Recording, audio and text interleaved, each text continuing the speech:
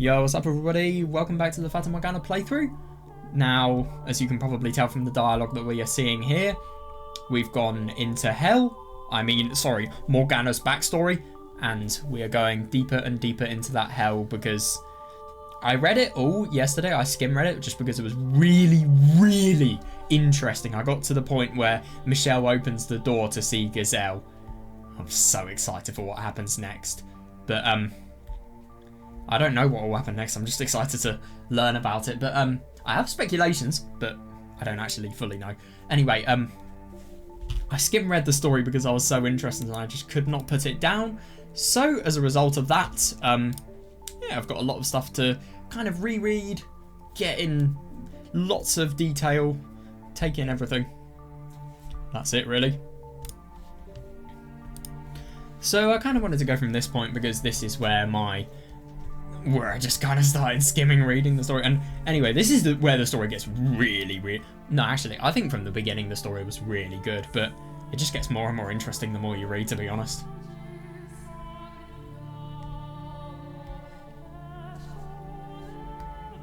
Shit.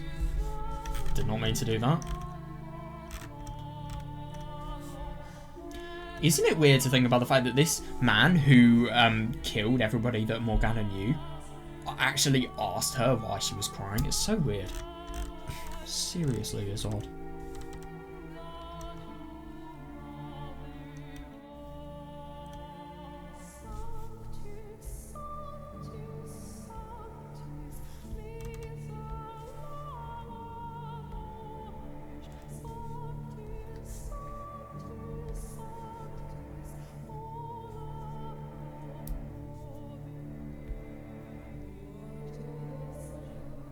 Yeah, and this is a common theme of Morgana's story, the most brutal side of mankind possible.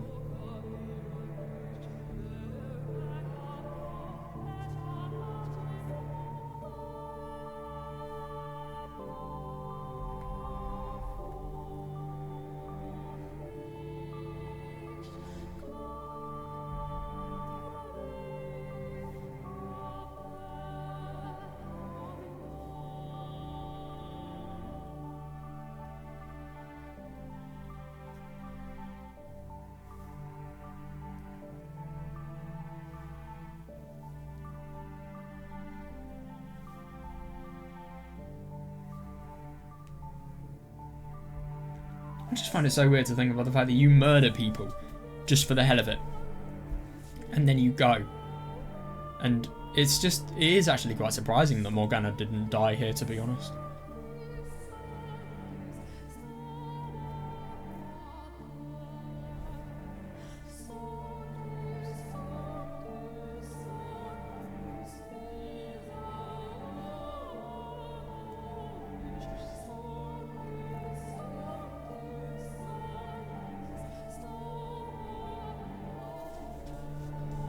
Yeah. I mean, it's interesting that Michel really is quite literally experiencing what Morgana experiences. Must be so unpleasant. And think about the fact that she's only 12 years old when seeing this.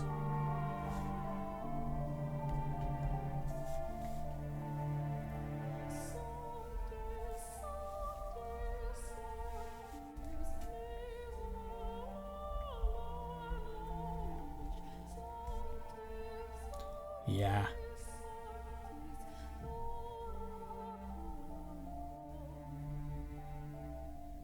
I do wonder if this is metaphorical, just kind of like the sight of seeing these dead bodies is just something that drags you down and makes it impossible for you to live your life.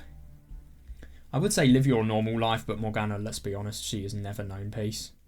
So I can't really say that.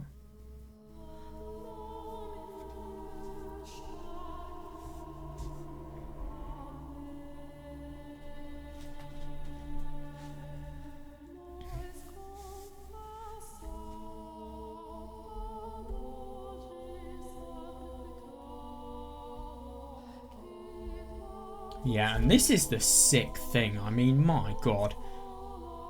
You feel no happiness in your life because you are the most awful circumstances. And you can tell when somebody has properly awful circumstances if they feel bad about even being happy. God.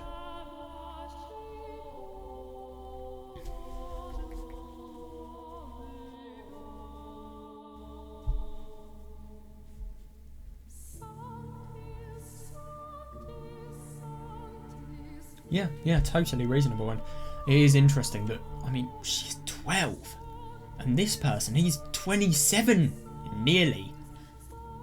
And yet, he's terrified at what she has experienced. I mean, my God. Do you imagine what it must have been like developing after seeing something like that? No help as well. There's no, I don't know, counselling or psychological help. If you're disturbed, then basically, fuck you. You can't live. I mean, of course, it would be inhuman not to.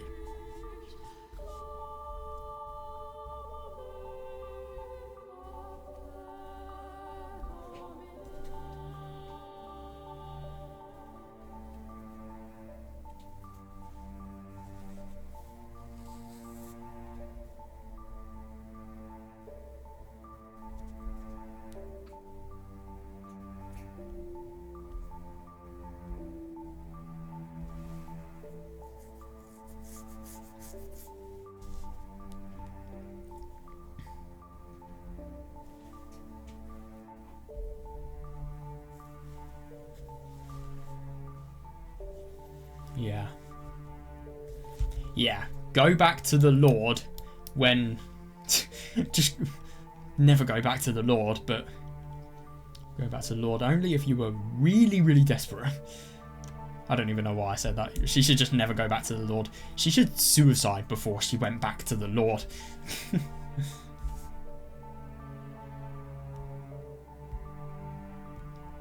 So I don't know why I'm wording this so awfully. She should suicide instead of going back to the Lord. I don't know what I'm even saying. Oh, at least I got the point across in the end, but still.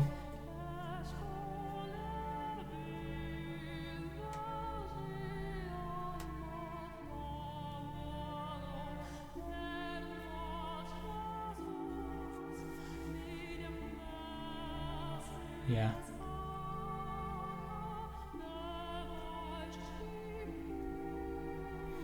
To be honest, that is reasonable, especially considering that she was just walking aimlessly in the night as well. Oh, that's it. Yeah, but, I mean, let's be honest, her face and obviously all of her body that is visible. I mean, I'm sorry, but bandits won't exactly think a rich person would look like that.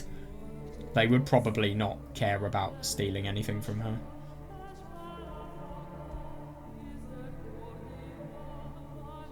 Yeah, my God.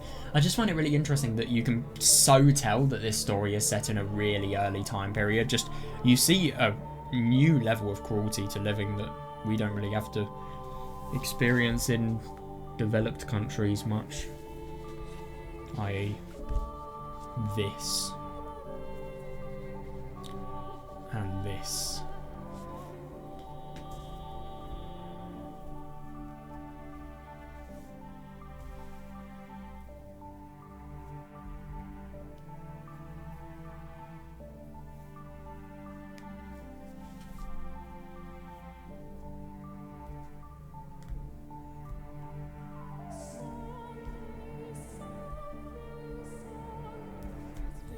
Yeah.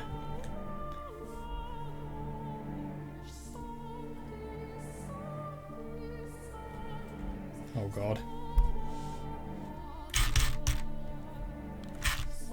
Where's the witch part?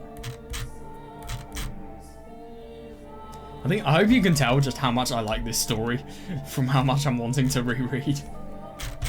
God.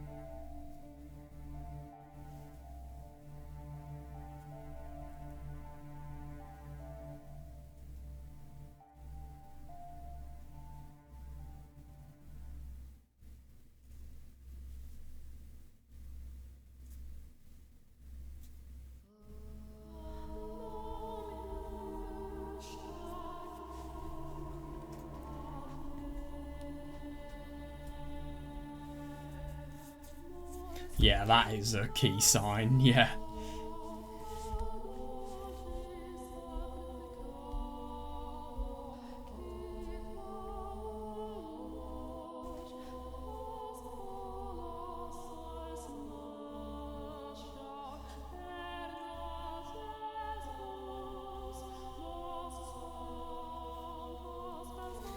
I mean, yeah, I agree, but at the same time, I mean, is it really a right thing to do? Get somebody's body and chuck it into the sea and then live without any indication of permission from any of their relatives or anything? Just totally taking a property from yourself even though it really isn't yours? I mean, sure, she does, but at the same time, you've also got to ask the question of, did that old person deserve to firstly have her body dumped into the sea, and secondly, her property be completely robbed? But it's a hard question because Morgana would die if she did not have somewhere to reside. She's got a lack of food, she's got a lack of water. So, I mean, that's kind of tricky because, I mean, if she doesn't do something like this, she will die. So then you've kind of got to analyse the situation through a perspective of somebody who's going to survive. I mean, if you're going to survive, it doesn't really justify doing something like this, but it just adds to the understanding of why you would do something like this.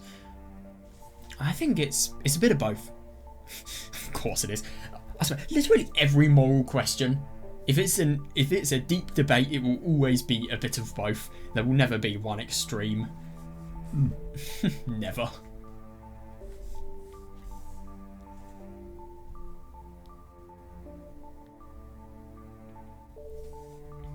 To be fair, there's no legal reason.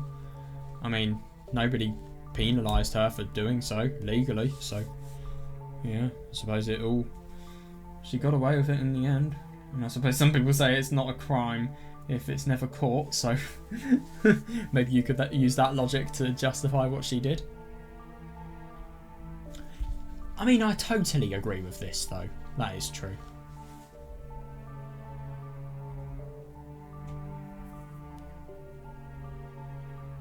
Yeah, God, no wonder.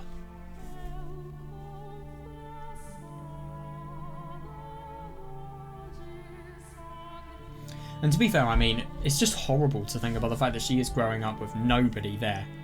No parents, no friends, no nothing. Nothing.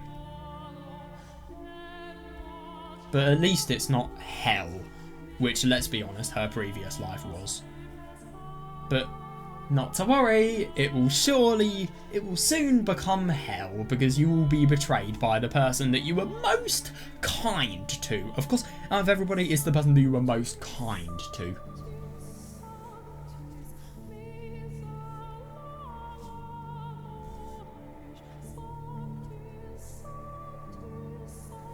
Yeah.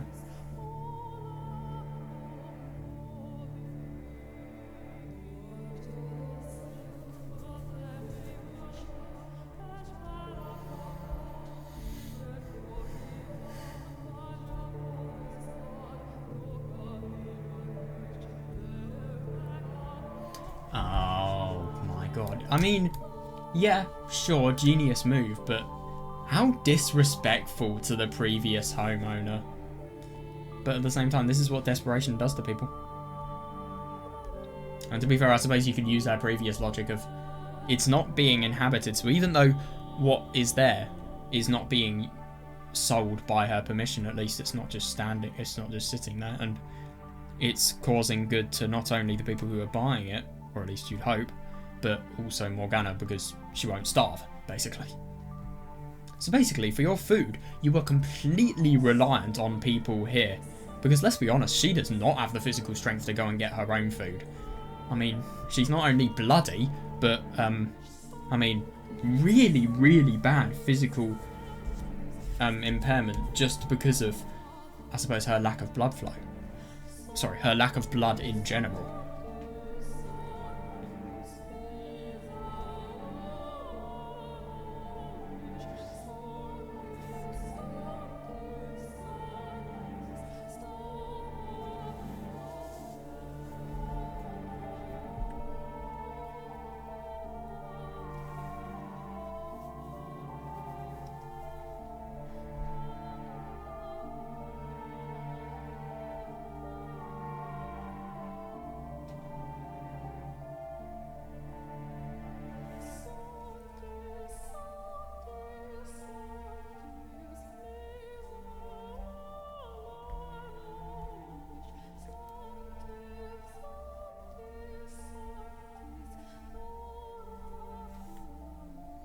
Which is really surprising, but if I'm going to be honest, this kind of...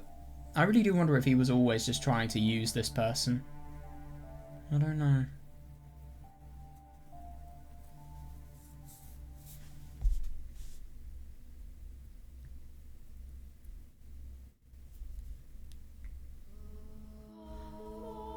I wonder what it would be diagnosed if she were to reside in the modern times with actual good healthcare and accessible healthcare.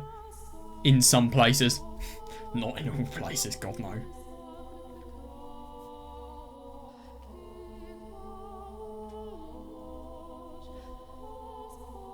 Interesting.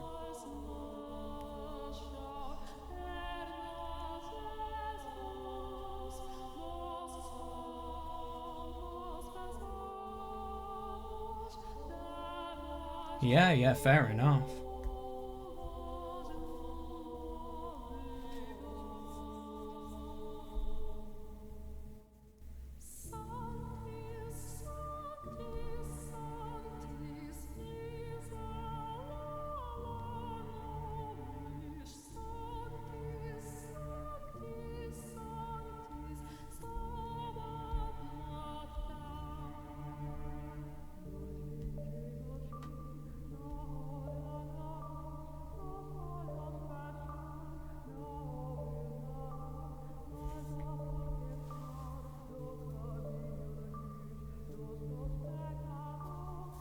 Yeah, and this is so good for Morgana. I really do wonder if this person was being genuine here or if he was just trying to use Morgana. I don't know, he sounds genuine. I mean, he clearly sounds like he's not seeing Morgana for her appearance and rather is seeing her for who she is.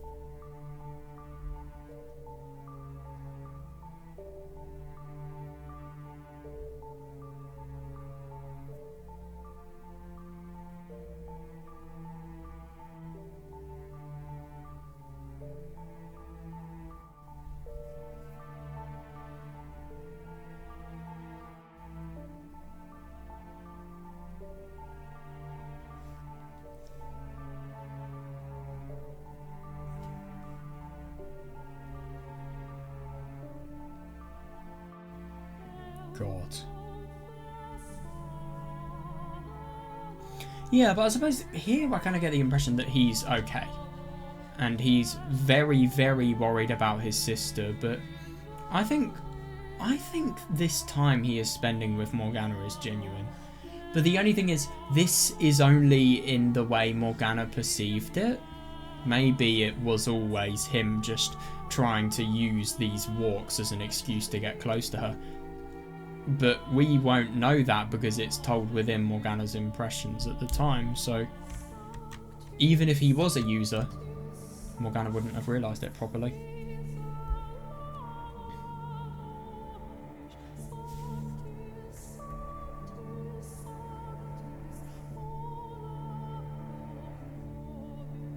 Yeah, and it's interesting. I mean, if this person was using Morgana, then he's properly done a good job. But I think he's genuine here, at least.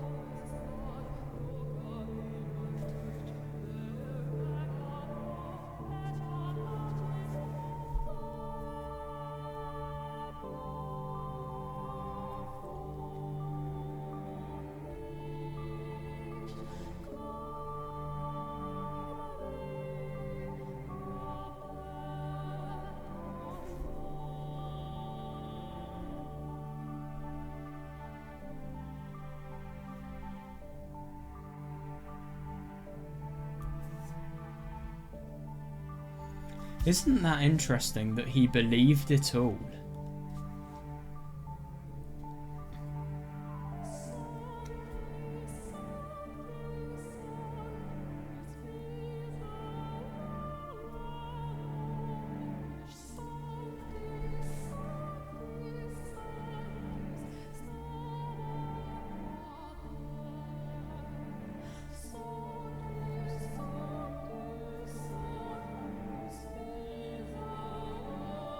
I'm surprised it's not contagious. And I'm just surprised that a mere placebo effect can heal the sickness.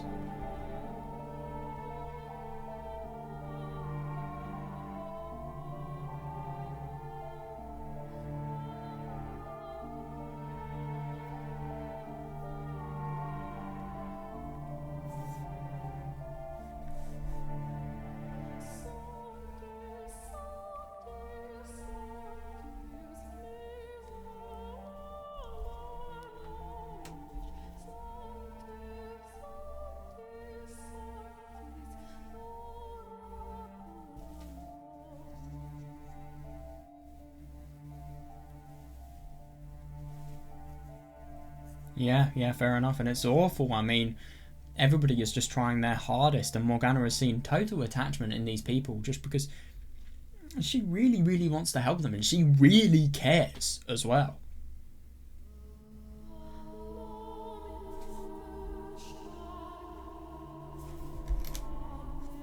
The fuck?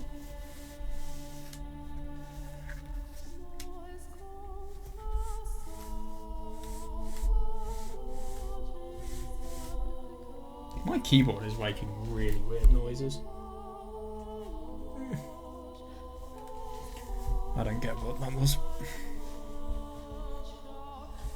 Oh, at least it's still working. I don't want my Keychron keyboard to stop working because I actually really like it. It's really nice for reading.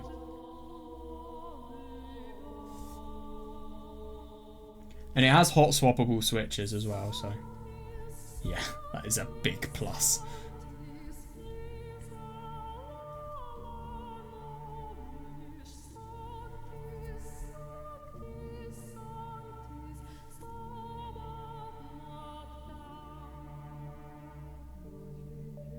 That's interesting. So I kind of get the impression that this is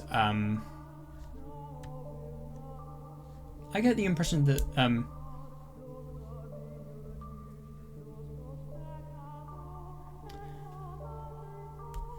yeah, no, it's interesting. So I suppose he has less hope and he has fewer.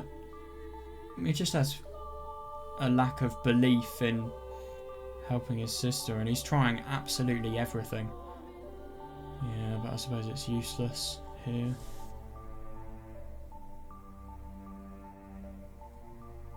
And she's being so kind, doing anything, and it's as if Morgana is like a sibling.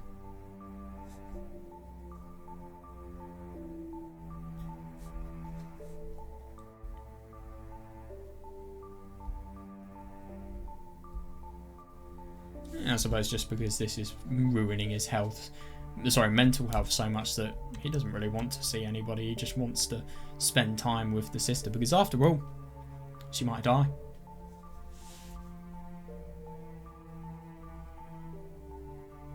Yeah, that's fair.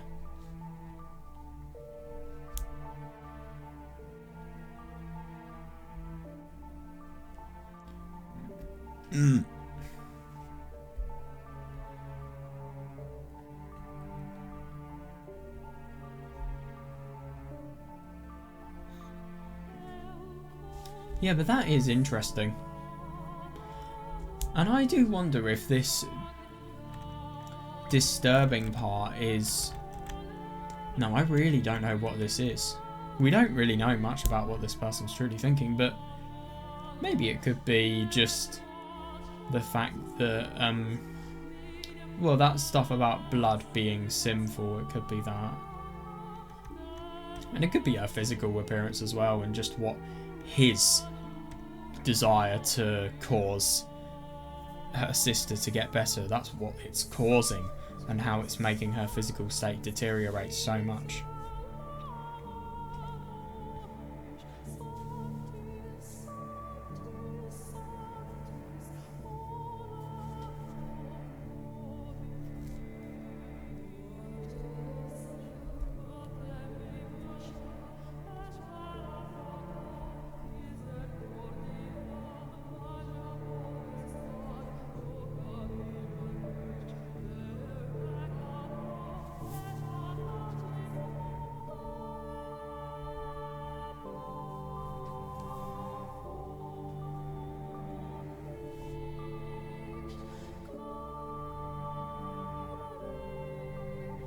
But isn't that interesting? Because this implies that this flaxen-haired guy is not as trusty as you would have thought, because he has told other people about her services. Could possibly indicate he's using her.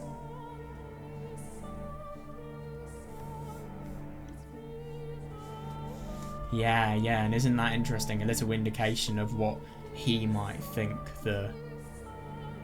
he might think of Morgana.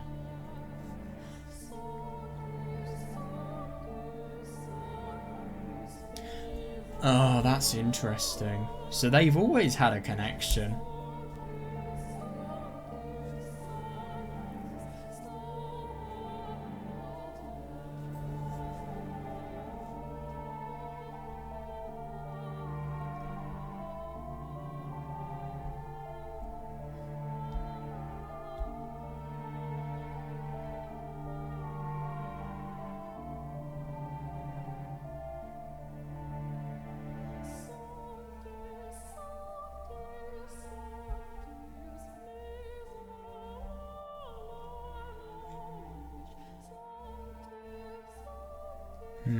Yeah, fair enough. It's just trauma.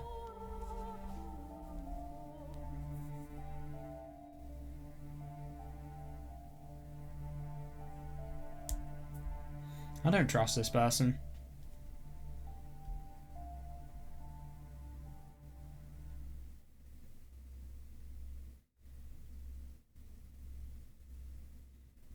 God, she's totally pouring her heart out to this person.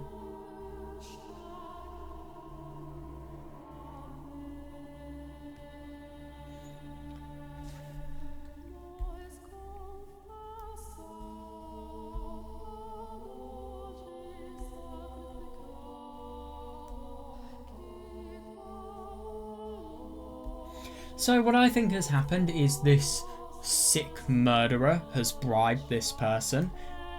Initially, I think it was genuine, but then he gets bribed, or there's just something that the murderer has done to intervene, and then because of the fact that he's so desperate to have his sister in good health, he listens to the bribes, and as a result of that, he acts on them. And this is the first acting on said bribe, if you ask me. You know, just actually letting Morgana realise that he is still there.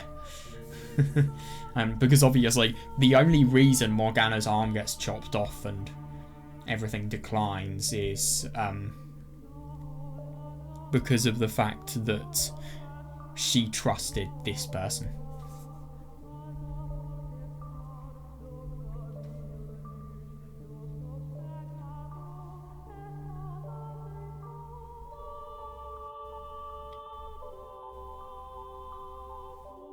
Oh, isn't that interesting?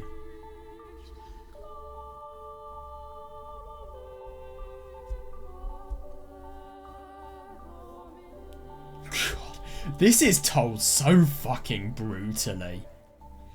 I just love how it's not really explicitly stated. It's just something.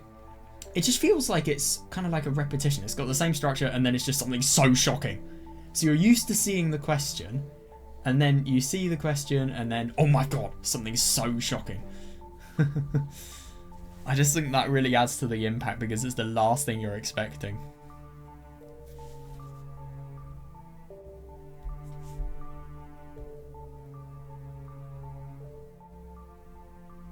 Or maybe this flaxen-haired guy was always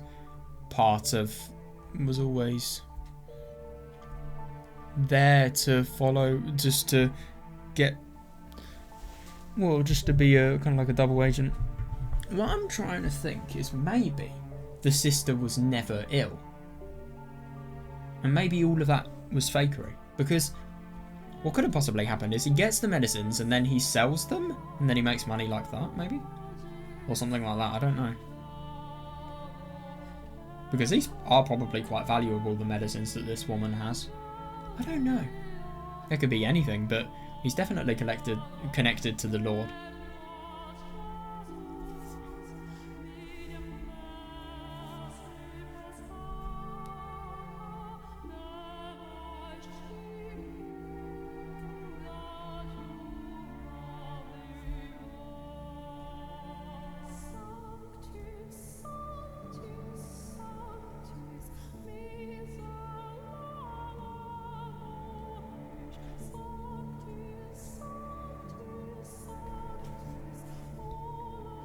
Yeah.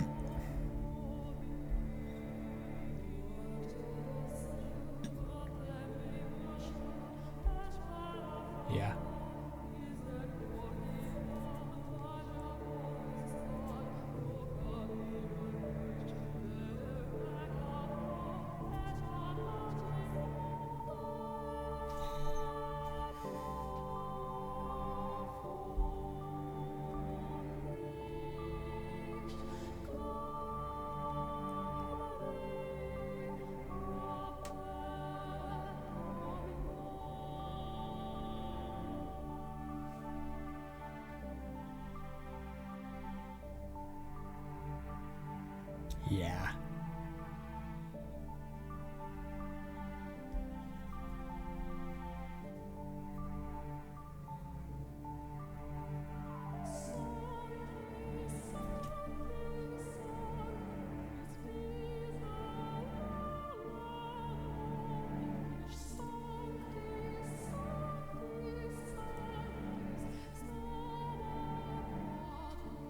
Isn't that interesting? Maybe it's an indication that he can't fully accept what he's doing. I don't know. Trembling as well. Maybe it's an indication. Maybe this person is just really desperate to have his sister healed, that he would do anything. I don't know.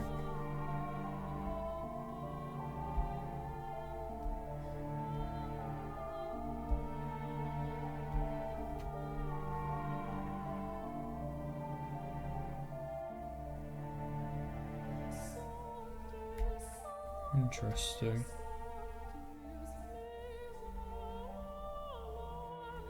God, this is such a ridiculous line.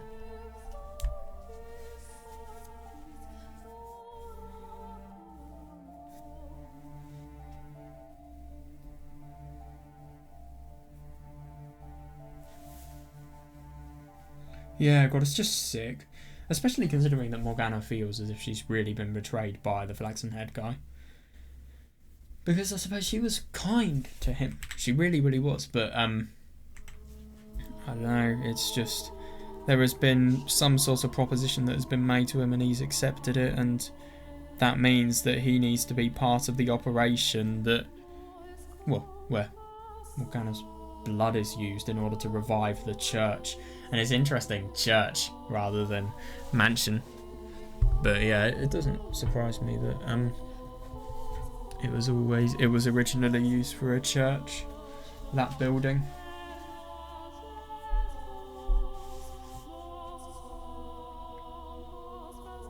But Jesus Christ, I mean, why do you care about this person so much that you were willing to cut off somebody's arm? I mean, how disgusting are you?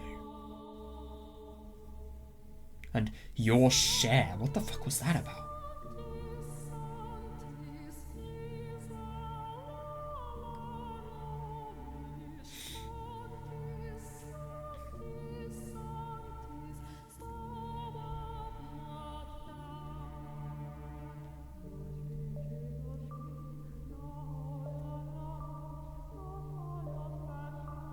Yeah, I know, it's ridiculous, yeah.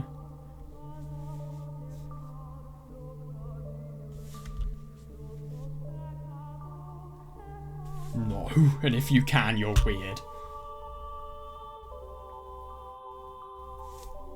And the answers are, you can't. Of course you need to hold a grudge. It would be weird if you didn't.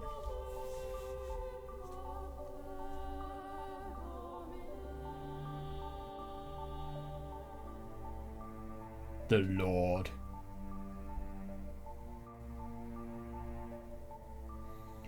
Oh my god, that's unbelievable. Interesting.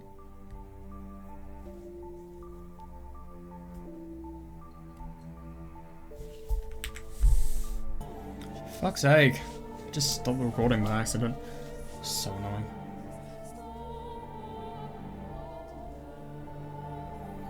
So I think that I think it might be likely that this person initially came off as a friend, but then the more time progressed. So all of these were just placebo effects. So I suppose the more you have the placebo effect, the more you have the false perception that your sister is better. So the more you use your previous friendship just to extort the placebo effect out of her. So I suppose he was a friend at first, but then he became a total user. And then new proposition happens and then he just betrays her. Because if there's anything that will guarantee the security of her sister, he will do it. And I think that's why he betrayed Morgana. I read something online and it directly linked these people to Nell, Yukimasa and Jacopo, which is actually a good idea because I suppose they are the people that then were reincarnated to become said characters. So I suppose you could say that they are the same. God, what a terrifying picture. That nun, fucking hell, it's awful. So scary.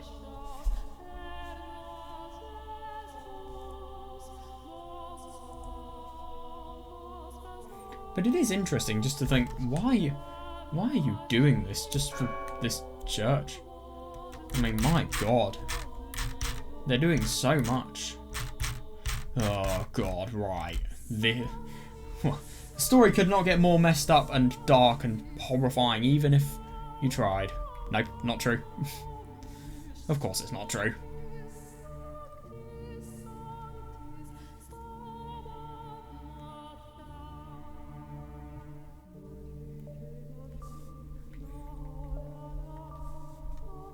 I suppose it kind of makes sense. The Lord, obsessed with money, obsessed with power, obsessed with status symbols, for example, Morgana. Kind of similar to Jacopo in a sense. But obviously Jacopo did have the potential to feel love. Obviously completely destroyed by Maria because of something his father did. I mean, okay, it's understandable, but it's just ridiculous that that happened, to be honest.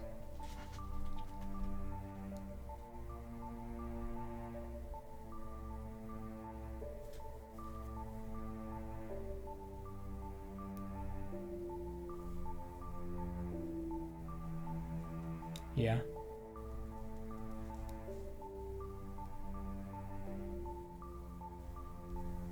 It's sick. It is absolutely sick, yeah. I know. I just find it insane to think about the fact that these people were doing all of these unjust acts to basically protect something that a person that they love is attached to. I mean, how unbelievably laughable is that? You were doing that much, so... Oh, that's so nasty. But, you doing that much so that somebody that you care for loses their church. I mean, the fact that this person cares for somebody and will go out of their way for them and do something this sick for them is just horrible. To think about the fact that these people clearly know how to... Just to think that they would do something like that and yet at the same time be absolute psychotic murderers, it's just so hard to believe. But people are properly two-faced. Especially in this time, it seems.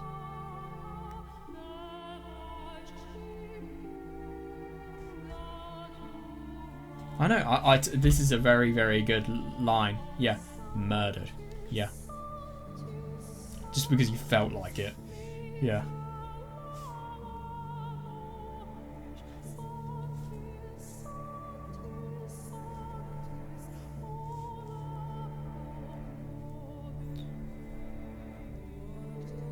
Yeah, and isn't it interesting? There's always been a theme of Morgana to kind of divert her insecurity, just increasing her faith. I suppose it makes her feel like she's special as well.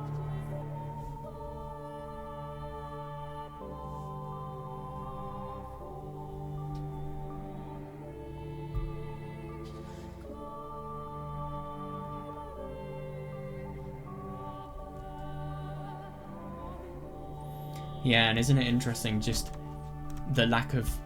No, sorry, her abundance of religious faith just totally characterizing how she interprets the situation.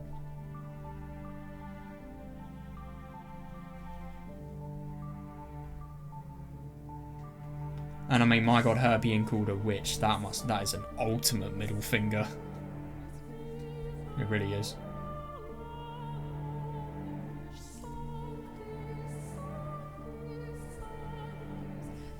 Yeah.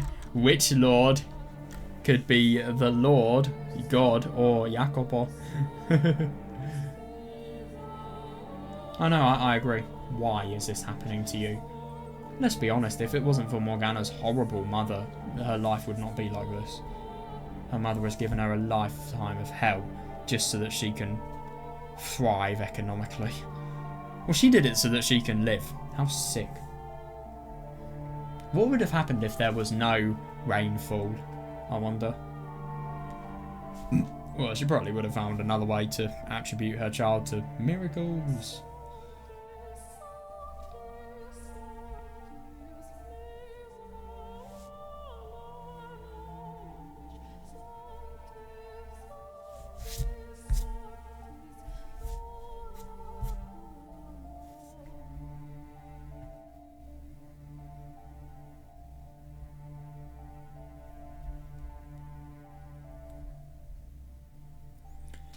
This was a hospital. That's the most ironic thing.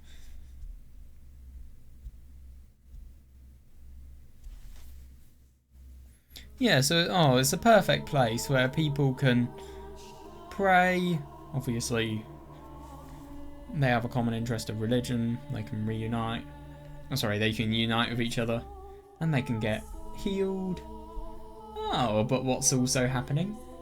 Somebody's having human rights abuses, being locked up in prison, tortured, traumatized, and it literally dies in their care. I mean, obviously they get their revenge for it. Everybody dies in the end, but still. Everybody dies. But it does make sense considering how cruel this story is. The fact that everybody would die at the end.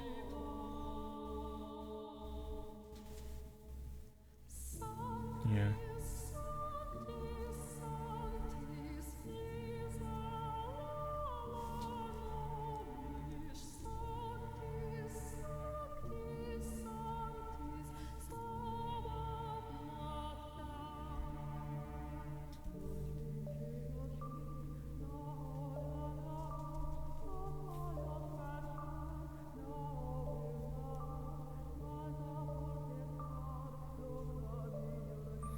Yeah, but it is interesting. It just shows the meaninglessness of the thing that you have used to believe in yourself for your entire life.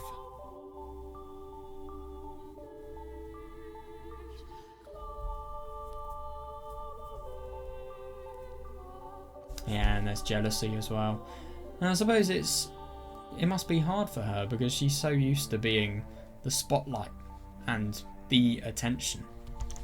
So, yeah, just being cast out of that spotlight and being replaced by somebody else as well. Must be odd.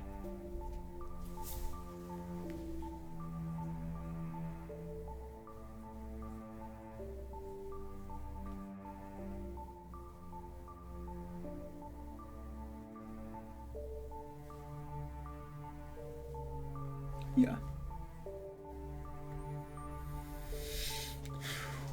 Yeah.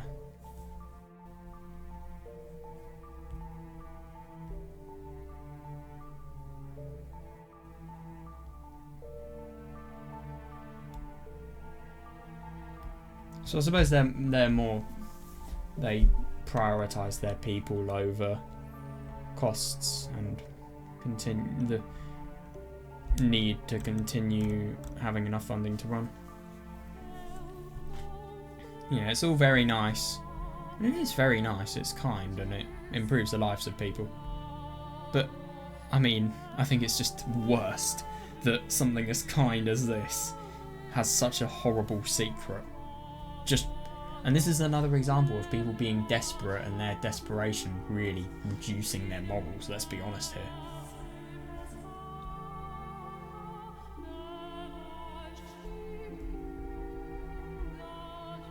Yeah.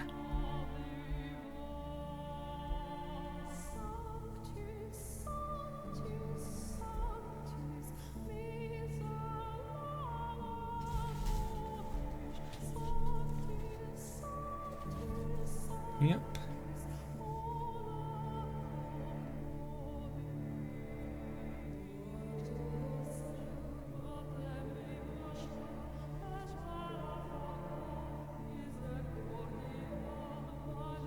Yeah, you can definitely see her lack of sanity, but also the irony and just how much of a crook this guy is. He'll do anything to make money. Yeah.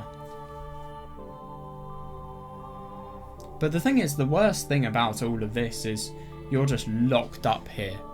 And you're just used as, I don't know, a raw material.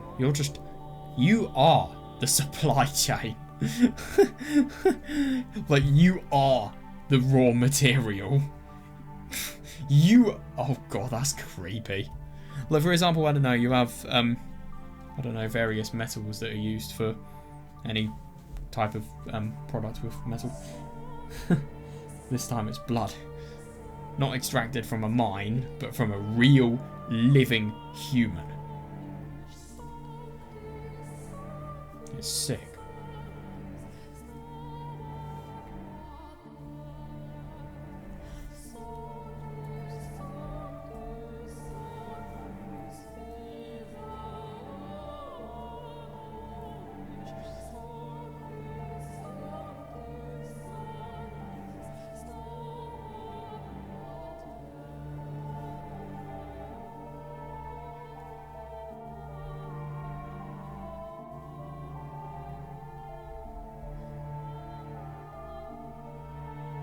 Isn't it interesting, the lack of faith she has? Yeah, but now she's just totally imprisoned. She's probably 17 soon.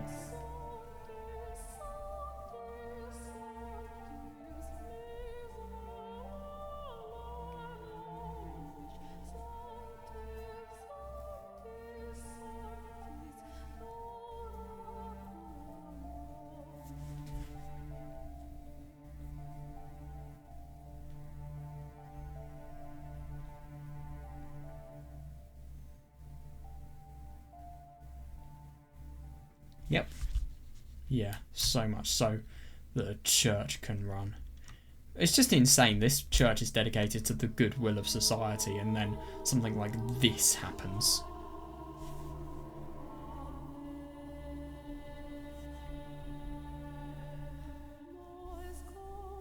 Well, I don't blame her. Yeah, who wouldn't?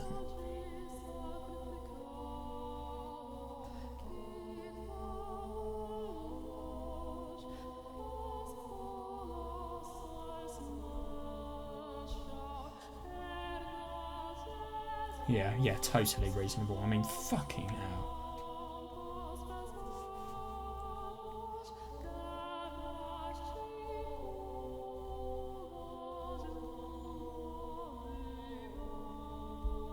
Yeah.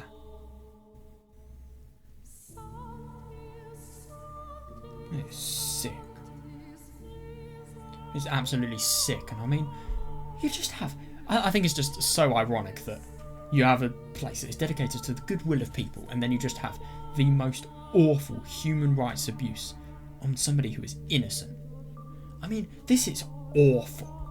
I mean, could you imagine just like, you've done absolutely nothing, and you're just sitting there in probably an uncomfortable room with a lack of space, with a lack of food, drink, obviously any sanitation necessary for survival, and also just in general, like anything a human being will require. No entertainment, no chats, no people that are near you to talk to.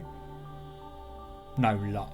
Well, there is light of the day, I suppose, but I mean, fucking hell. It's just unimaginable. What could she see? Where was the part about what she could see? God. You don't even have a comforting view. I mean, if you've done something awful, sure, fine. Maybe something like this is deserved, maybe. But not for her, no way. Do you know who deserves something like this? The swordsman, who... Fucking hell, yeah. Yeah, don't even bring up the fact that she has a lost arm that she's had to deal with.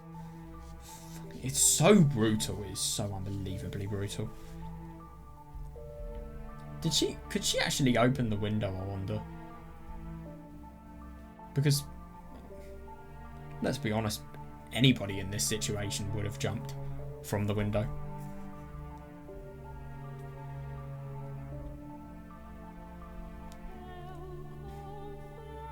Sick. And, oh yeah, to add to all of that, you're being used in the most inhumane way, and you are... I mean, I'm sorry, but you would... This person is literally profiting off your suffering.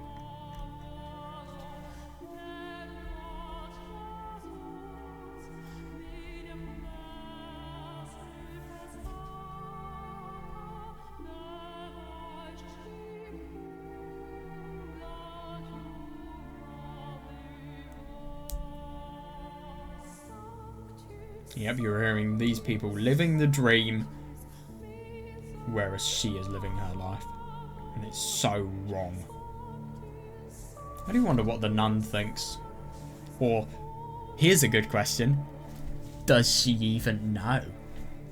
I will bet you anything she doesn't. Yeah, this lord should just die. They really, really deserve their deaths, to be honest. For all that they have done to Morgana. Yeah, isn't that interesting? It does make sense that she thought she was the saint. Let's be honest. These horrible, horrible traditions? Sorry, I meant conditions. They've only increased her insecurities. Because they've made her...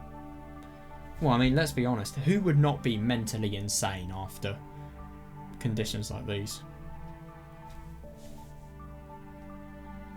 God, how do you fucking sleep?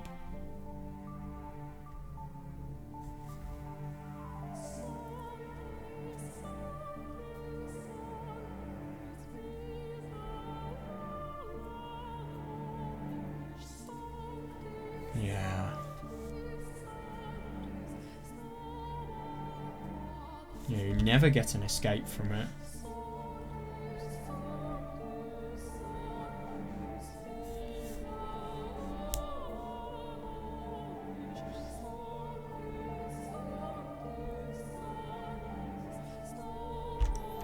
Yeah, and then what I find really weird about this is it was expressed as a bad dream of Mel's, and it's really interesting because it's as if his soul has kind of remembered something that has happened before. But it's interesting that he has no recollection of the event, so as a result of that, in his mind it's just played off as a dream, and I like that.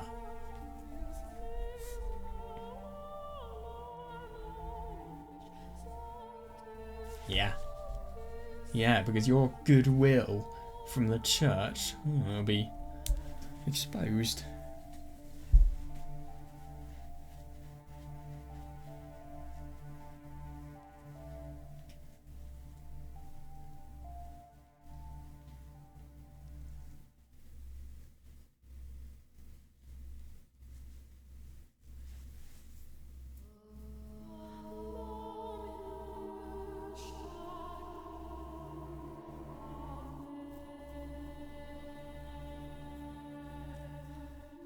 Yeah, they don't care.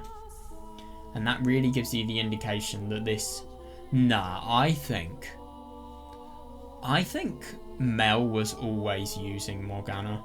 There is no way he would react like this if he wasn't... No, he was using her, totally.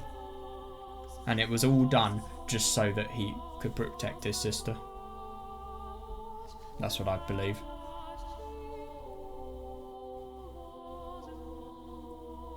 Yeah, why? Oh, because it may be complicated for you. You don't care about her. Totally, yeah, he's a shithead.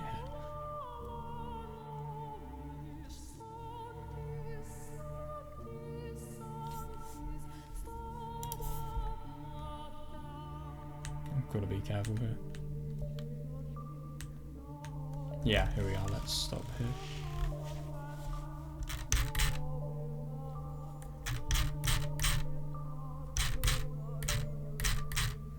It's interesting. We're going to see Morgana's anger properly surface here.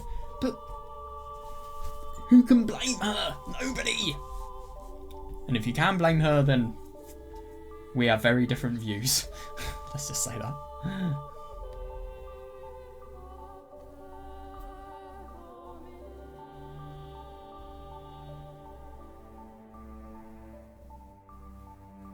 Yeah, how could you not?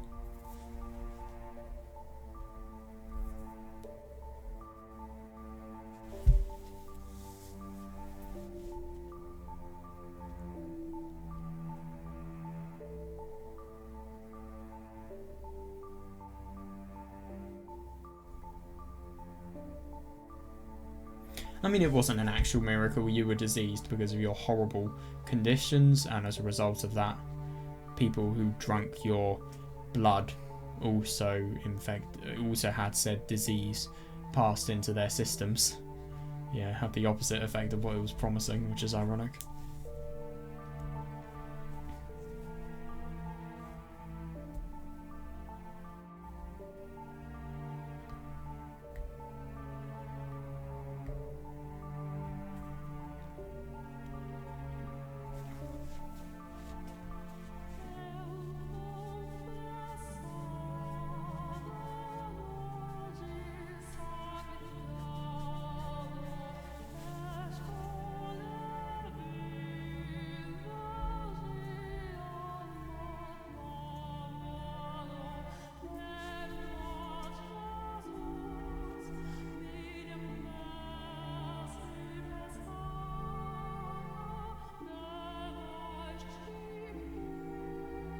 It is interesting how you really can't tell. It could be realistic for both.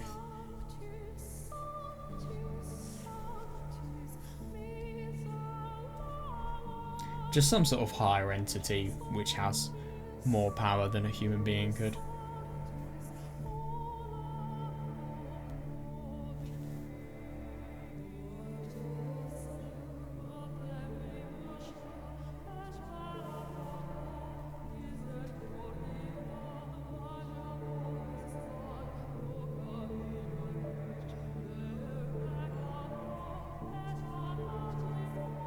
Yeah, totally reasonable. And she's just agonising over what she looks like, why she has died, and how painfully she has died as well. I'd assume she died of starvation. Not a very painless death. In fact, probably one of the most painful ones you can have.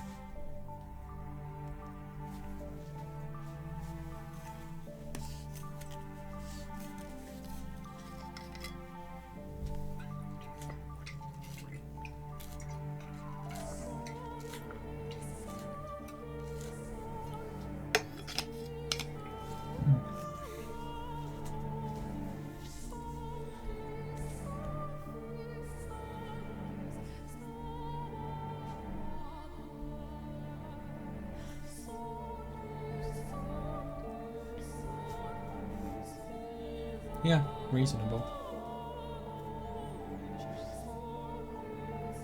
Yeah, key point. In fact, they're still smiling. Oh yeah, they would.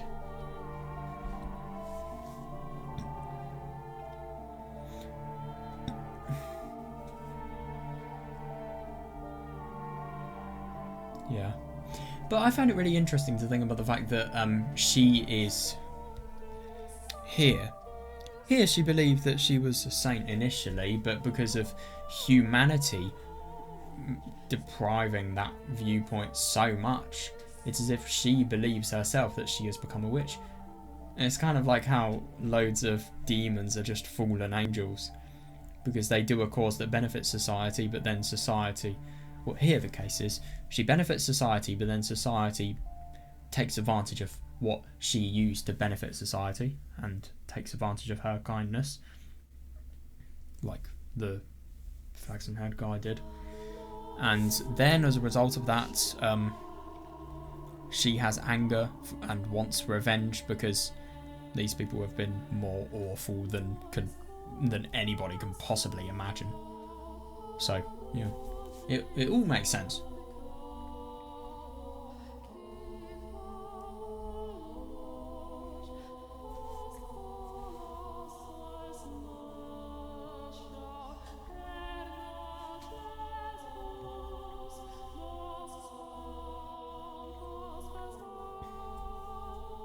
You can just so tell just absolute anger, just nothing but anger, raw hatred in this piece of dialogue. Seriously.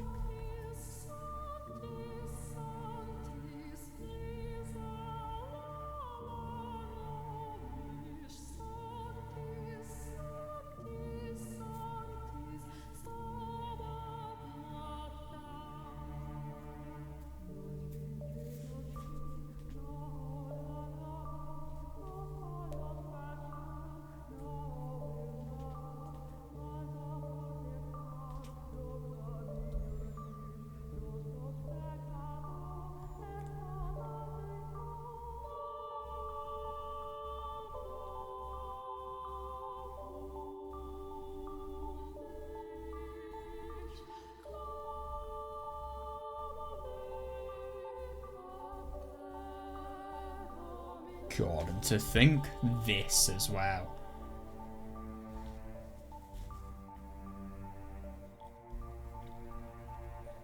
But it's really interesting that a saint and a witch are technically two sides of the same coin. It just depends on how society perceives them and how their faith leads them to perceive them.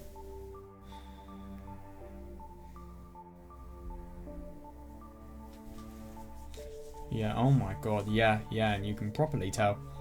This is why he did all of this, let's be honest here. Yeah.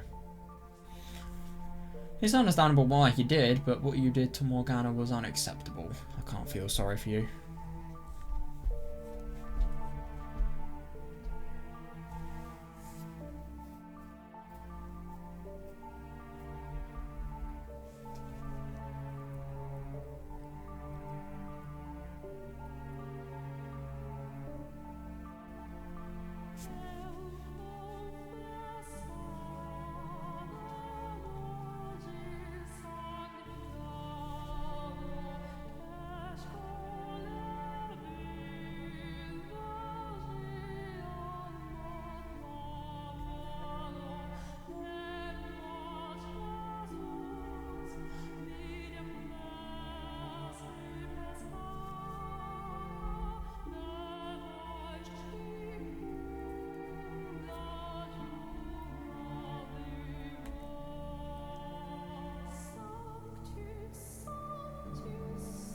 If you ask me, though the flaxen-haired guy is a complete arsehole who has betrayed Morgana, I think he went a moral change to be able to do this.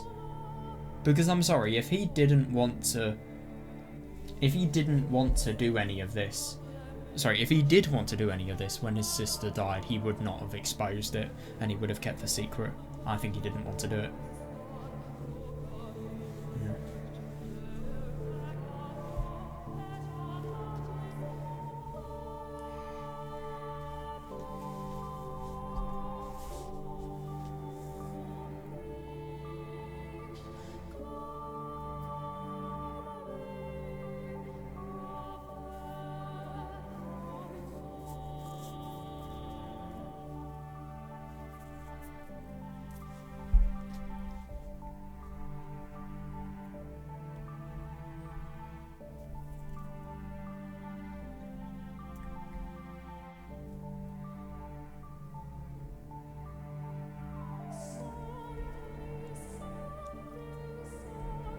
Yeah, God.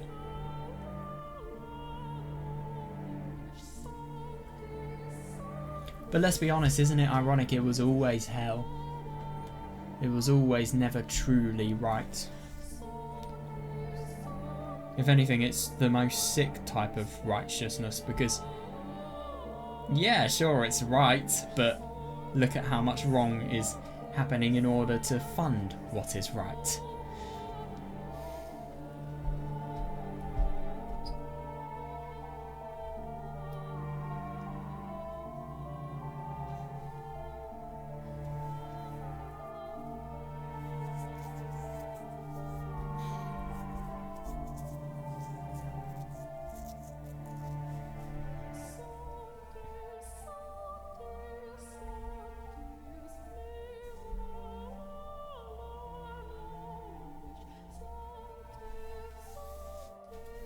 Yeah.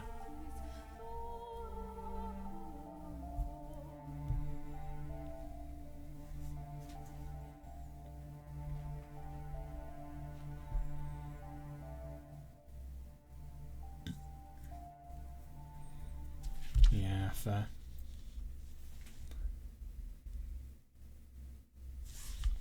Good.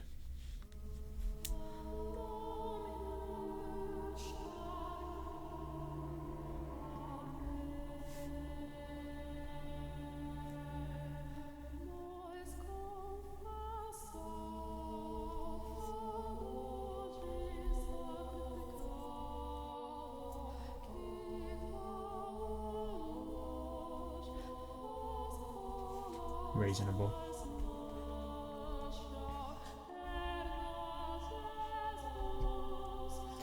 Oh my god, yeah, isn't that interesting?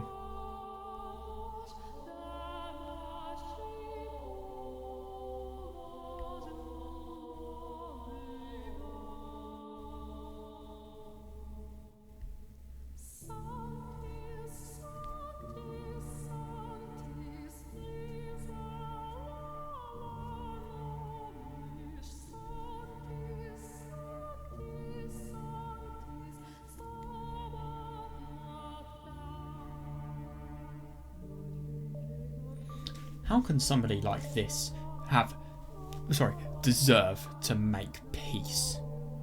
It's just wrong. He does not deserve it at all.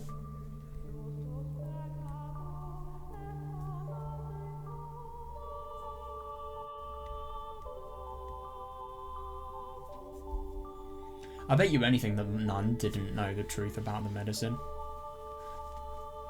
Her death must have been very awful.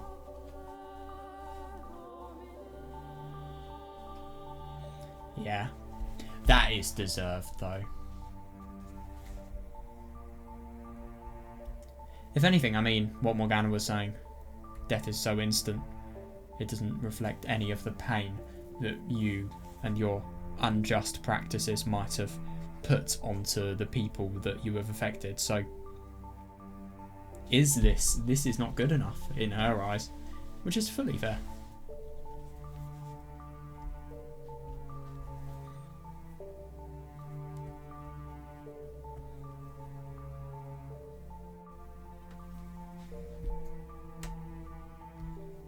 God.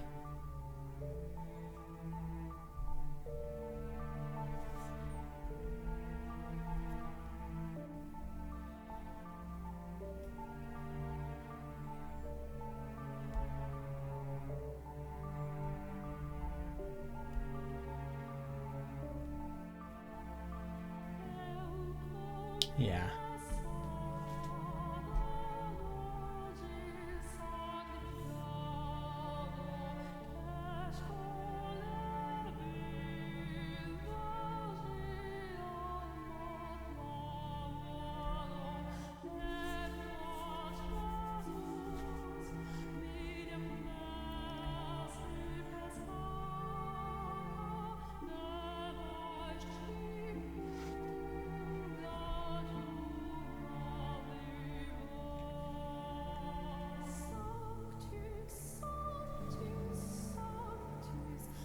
True. Yeah.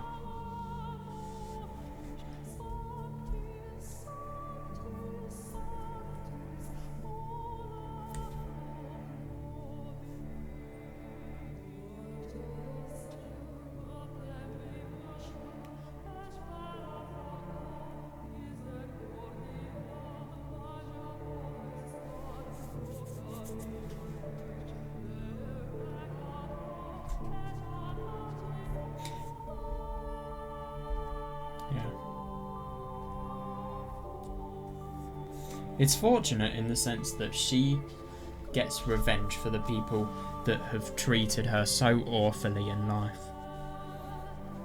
Can I just mention that she doesn't think about her mother at all? It really shows the lack of relationship they had and how much of a shit parent she was. Seriously, fuck her.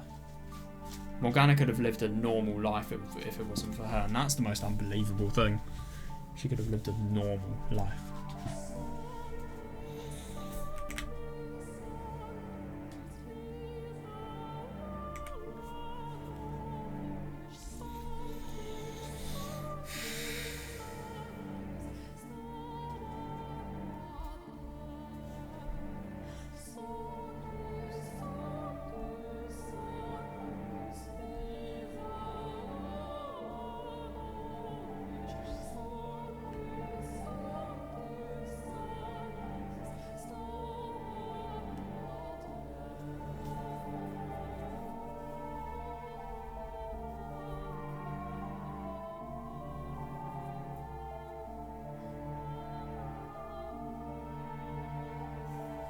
Yeah, that is totally reasonable.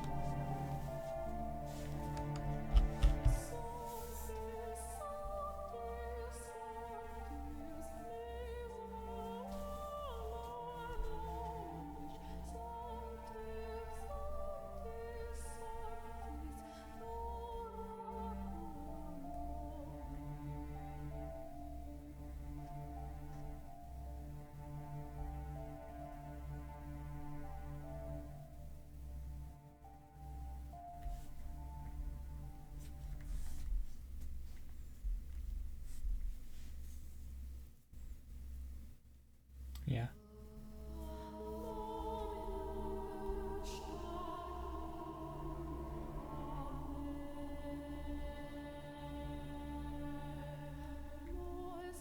Yep, reflective of chapter 1. Yeah.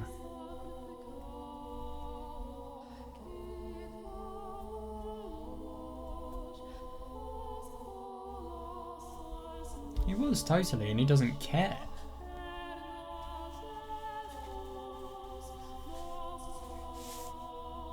Yeah, and you made it toned up. And isn't it interesting to think about the fact that hundreds of years later, you still have the same grudges you had here? But it's reasonable. It's all understandable.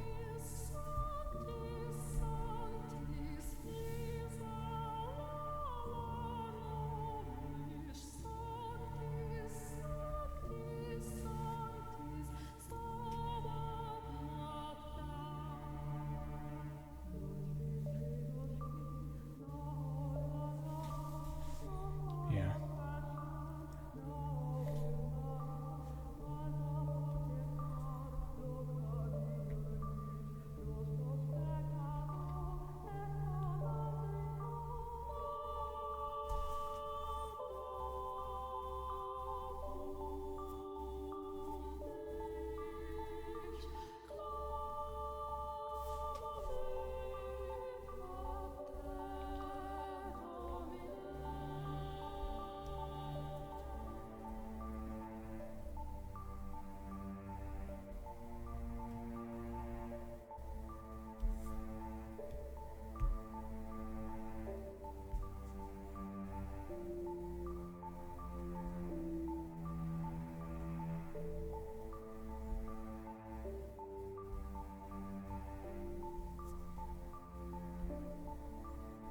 I mean, yeah, I do, but I mean, I get that it is their soul and she is inflicting pain on them.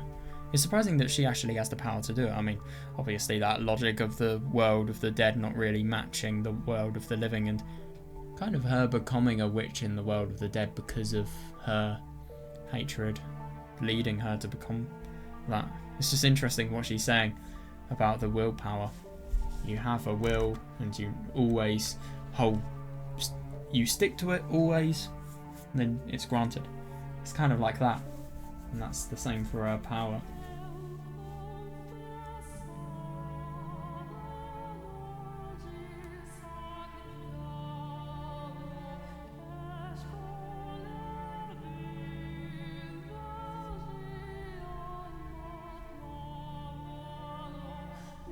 Yeah. Yeah, we do. I sympathise with her, but at the same time, I mean, it's kind of tricky because obviously she thinks this is justifiable, and she's giving them suffering for what they have done to her. Totally reasonable, but as a result of this, innocent people who have just simply been born into someone with the same soul suffer. Is that right? Your life was ruined, I get that, but is it right for innocent people hundreds of years later who have nothing to do with the people before? Suffering, is that right? It's not their fault, they have the same soul. How is that fair?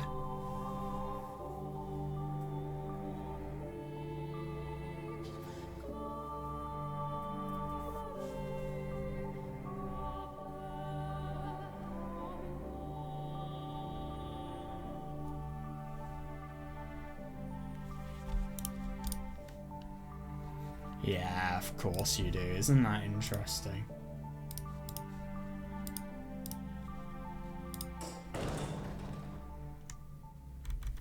Right, well, it's going to be exciting, but I want to obviously reread this.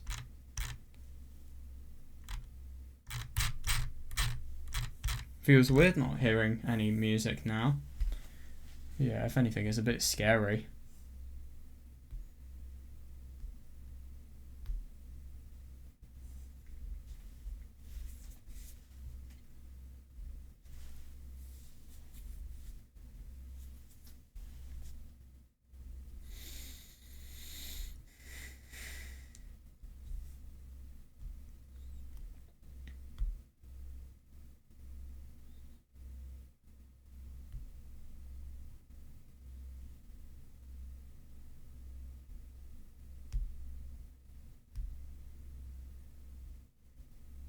Yeah.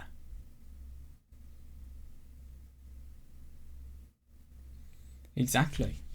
It really is as if he's quite literally experiencing Morgana's story and experiencing what she used to be like. Yeah.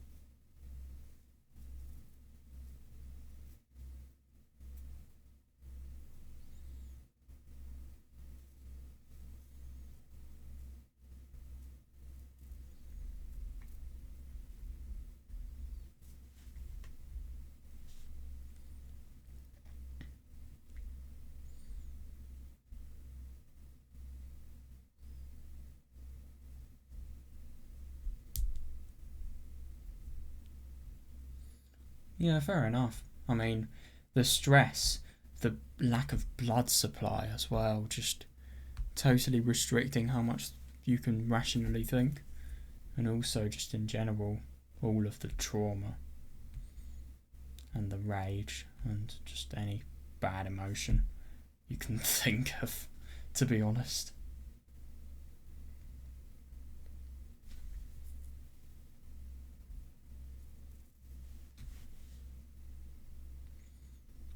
Yeah, you can't think about anything apart from pain. It's what pain does. And that's why whenever people were wanting to get something out of somebody, they use violence, because sometimes the violence will become so painful that pain is the only thing they'll think of. They won't even think about what they are giving to the other person. Like, for example, it could be information, people torturing for information. That's the ideal, at least. Pain fills their head and then it obstructs their logic because it hurts unbelievably so.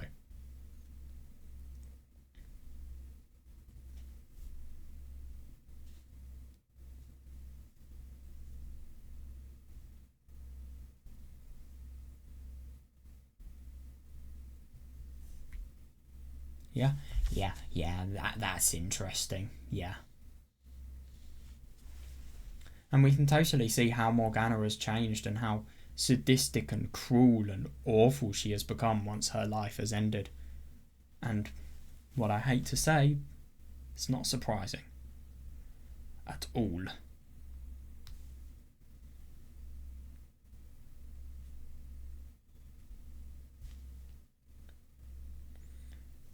I find it so weird that Morgana can control the reconstruction of souls. And the fact that Giselle, it's as if when she went to that other reality, it was as if she was in the world of the dead. Maybe everything is just fantasy and Morgana never exists in the living world. And all of these tales that we've seen only exist after death has happened. And they exist for the three. They exist only in the world of the dead rather than the world of the living. Maybe that would explain why the maid sees them. I don't know. It's puzzling.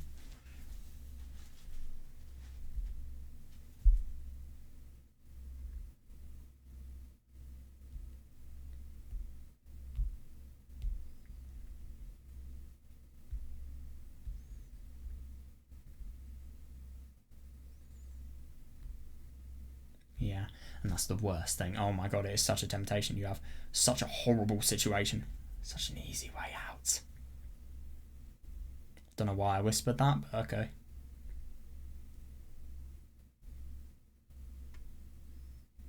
I don't get what throwing in the towel means. What a weird phrase.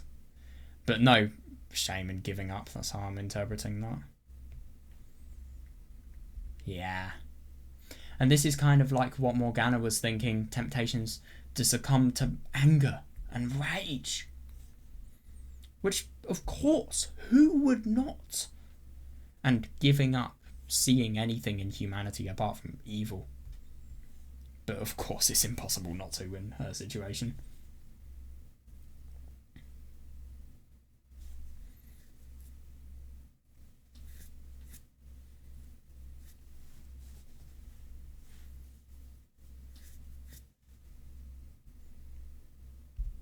I think it's interesting that her left arm was amputated and yet things around her were so painful that we didn't even get a description of how painful something like that must be. I mean, I think if that doesn't show bad quality of life, I don't know what does.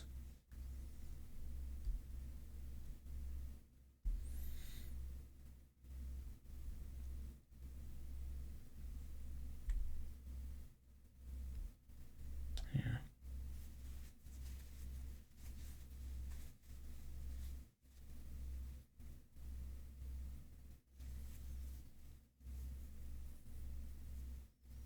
It's all your decision.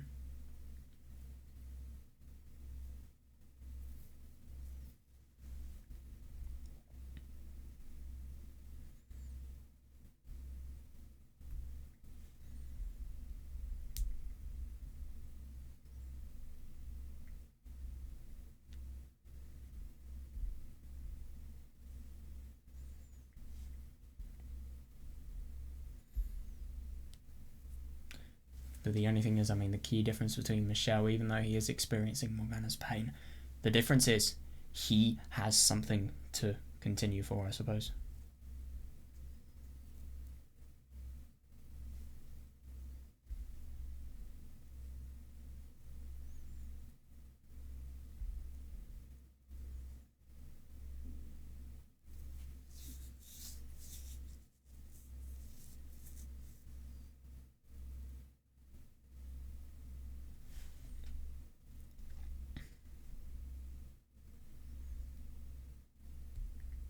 Totally teasing and making fun of Michel, wasn't that interesting?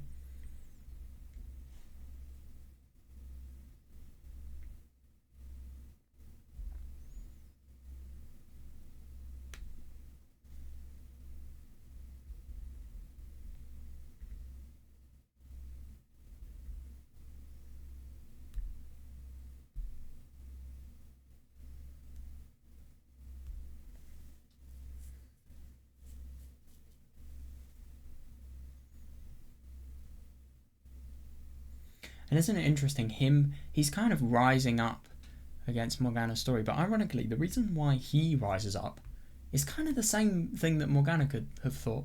She's not anybody extraordinary, anybody special, and that maybe would have made her pain a little bit easier, because less of what formed her identity would be smashed when she came here into the church that then turned into the mansion.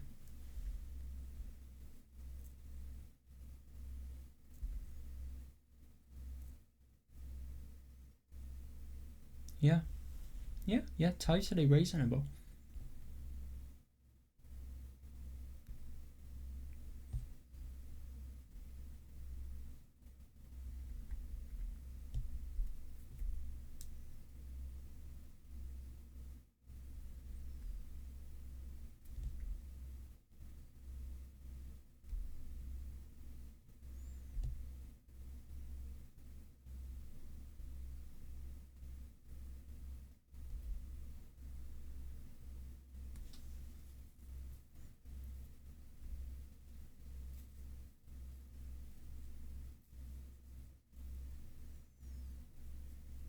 Yeah.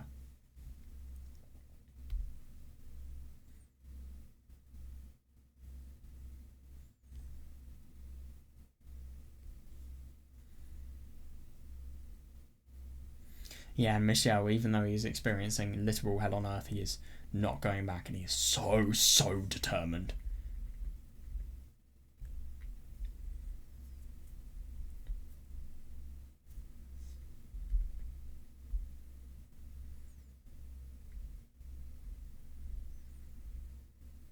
God, he really is thinking like a warrior.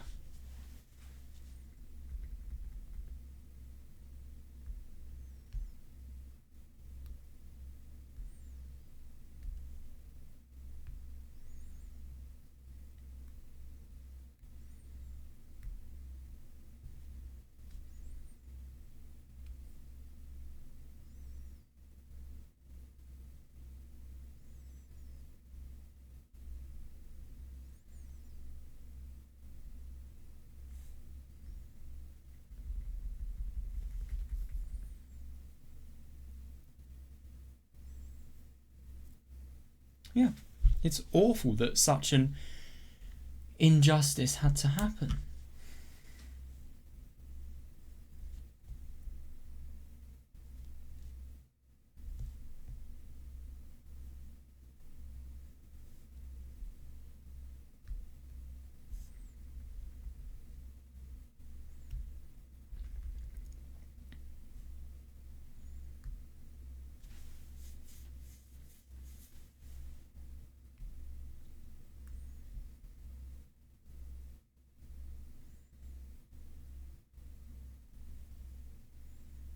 Morgana must be so happy having power over these people once they're dead.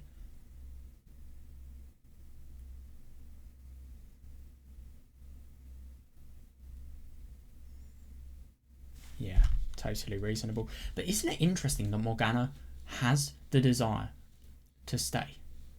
And it's interesting, you could actually maybe argue this is some sort of secret Morgana, secret way of Morgana reaching out to Michel, because she is trying to make Michel experience her story and her pain quite literally through her perspective. So it's interesting. Yeah, if you're truly sympathetic, then and hate the three men, which everybody does, let's be honest. Yeah, hate them, take out your anger, and they can all be together, but it's not right. Because, like Michel says, hatred only brings pain.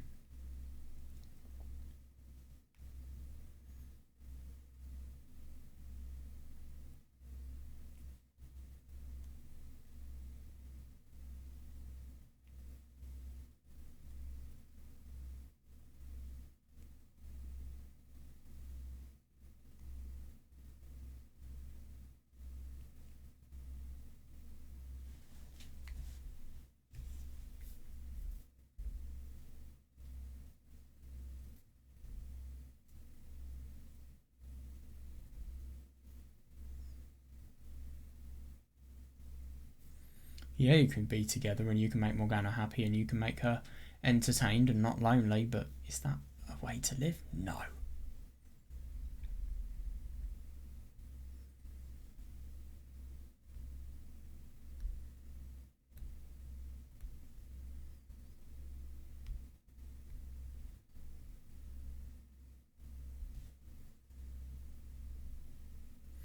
Isn't that interesting that she subtly suggests that and then she just directly contradicts herself? I think this is a lie. I think she actually was trying to reach out to Michel there, but obviously he's rejecting it. Interesting.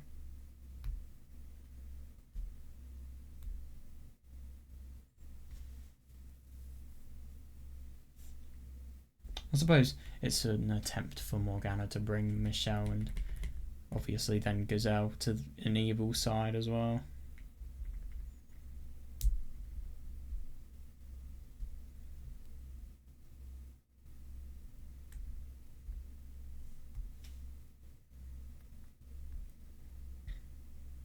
Yeah.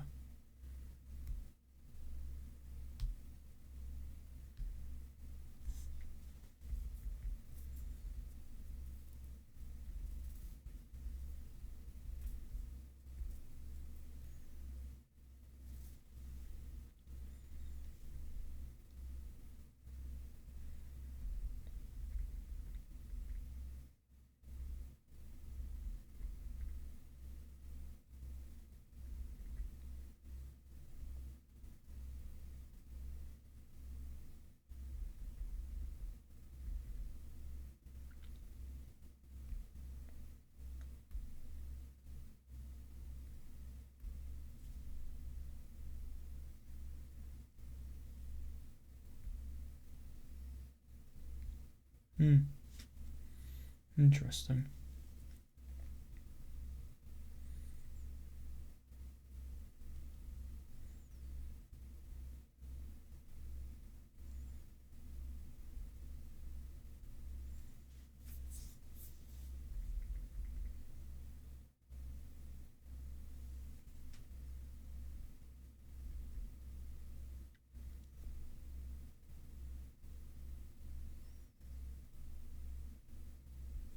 Yeah, isn't that interesting?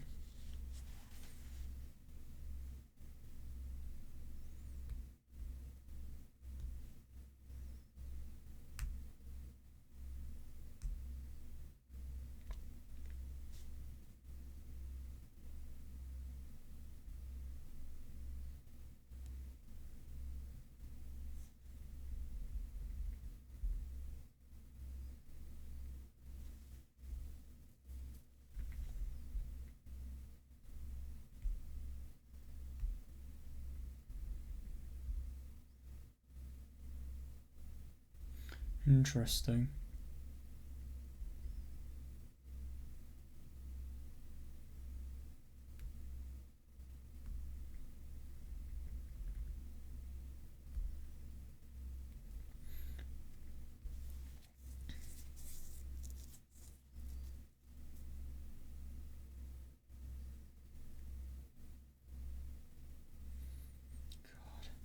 I wonder what's going to happen.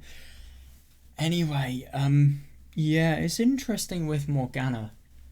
There really is an indication that they do have history with each other, and Morgana doesn't feel as if she was listened to, and it felt really impersonal. But obviously, Michel was very different before, so it's not surprising. But yeah, my god, I wonder what this stuff is about Michel resurrecting Morgana, and I do wonder when we're gonna watch the full backstory of Michel. I hope we're gonna learn that.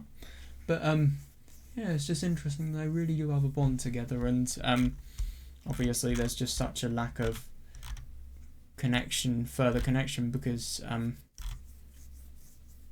suppose it's really the end. Nothing can ever happen, and Michel's understanding Morgana more. There's nothing that can really happen anymore. I'm just really nervous what will happen when the door is opened. I can't really speak, form coherent sentences.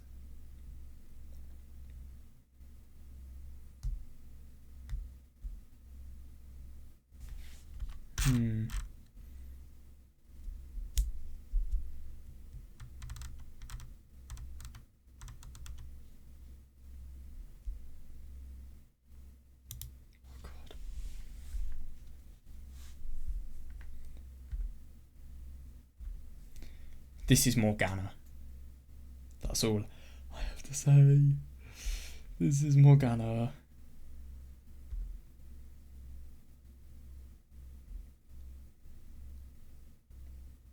No, fuck off. I don't believe it. Oh god. We're here.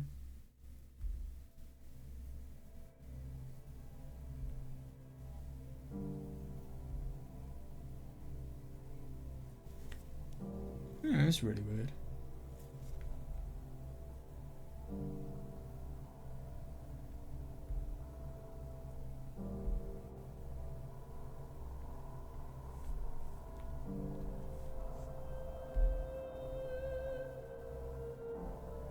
What the fuck? You're telling me she doesn't exactly look like she has her correct expression.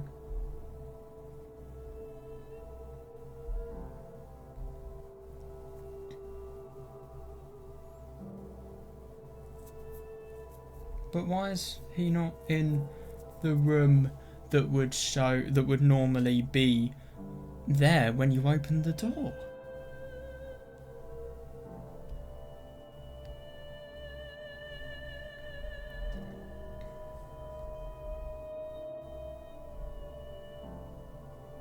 Yeah.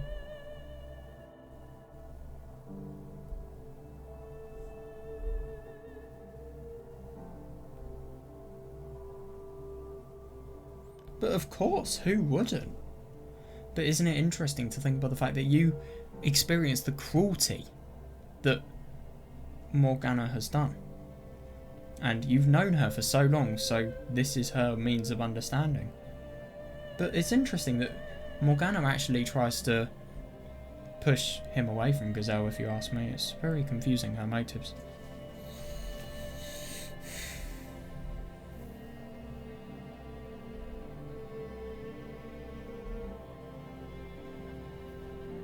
What is it this time?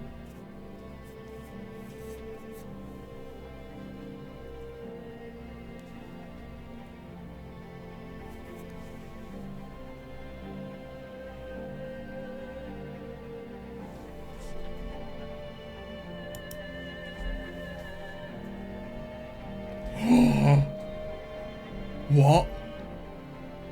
There's a curtain! What? What is it?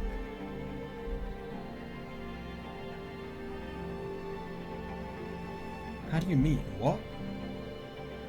What, as the white-haired girl?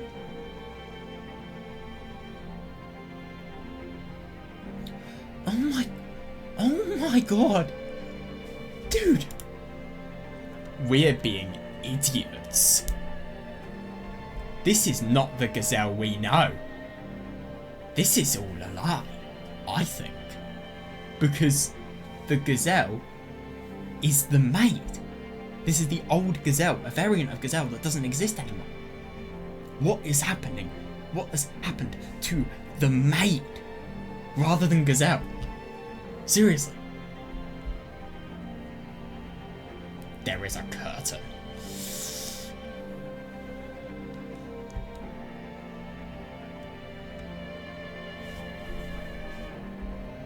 The white-haired girl.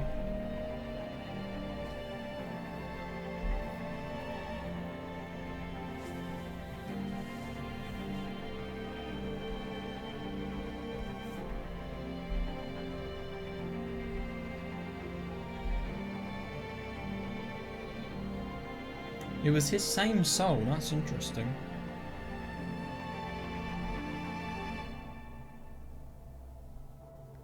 What? I mean, yeah, sure. He did, but it's just really weird because you're saying that somebody's soul and different bodies that the soul inhabits, that one random body is responsible for all of them. I mean, how is he responsible? He's basically saying, like, you're responsible for the actions of some really unrelated and random person that you haven't done anything to cause change to. But Yeah, true.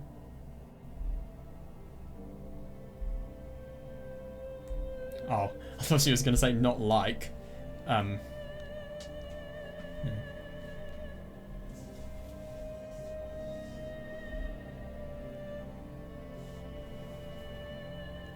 Are you that unaware?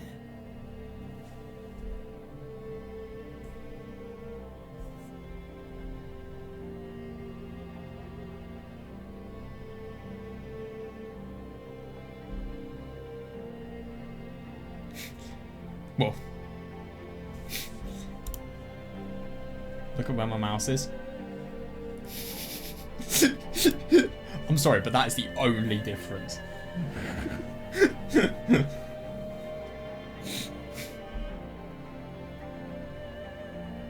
Isn't it interesting though?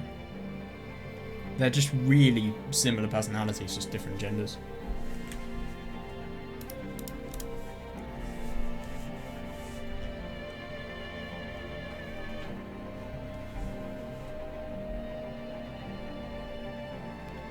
Letter?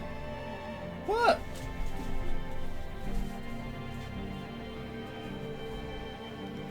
But I thought they had blood on them.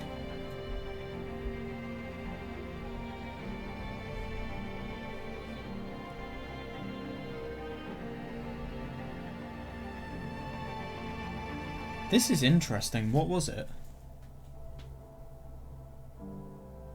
So, this feels like it might be the actual Giselle, but the only thing is obviously through the progression of time we have seen, the maid should be the real Giselle and this is a fake. This is the worst thing. We can't tell whether this is actual Giselle or if it's just Giselle and what Morgana wants Michel to hear from Giselle. Maybe like a physical representation of, a very realistic physical representation of what Morgana wants Michel to hear from Giselle. But that's interesting. What are the letters? Because we didn't see them. We weren't allowed to see them. We saw the painting that had obviously the defiled face and also the blood on the letters. We didn't actually see the contents of the letter. What, so you just care about your love for Giselle so much that so I suppose Morgana is trying to say you are exactly like the white-haired girl, and yet every time you were the white-haired girl you didn't see Giselle. So I suppose that is an implication that his soul didn't truly have love for Giselle. And then secondly, you're trying to invalidate the love by whatever the content of these letters are. So basically, you don't want to spend the rest of your life with me, and obviously Giselle can join in too, just torturing everybody, and you don't want to, you choose Giselle over me, so I'm going to make it so that Giselle and your relationship are shattered. Basically, that's what she's doing. Was it his previous love?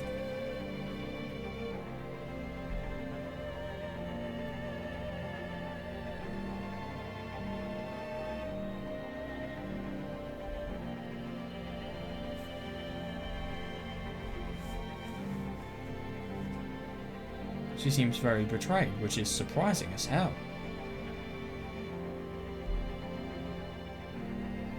What?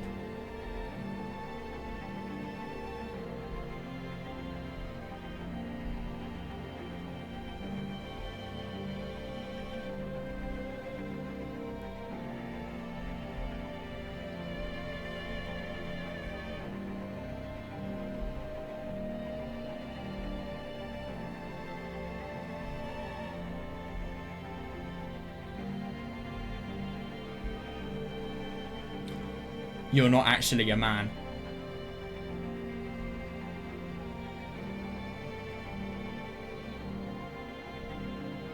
Oh my god, that's weird.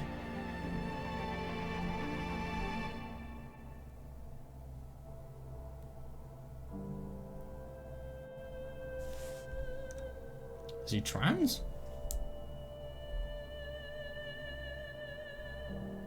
Gosh, she looks angry.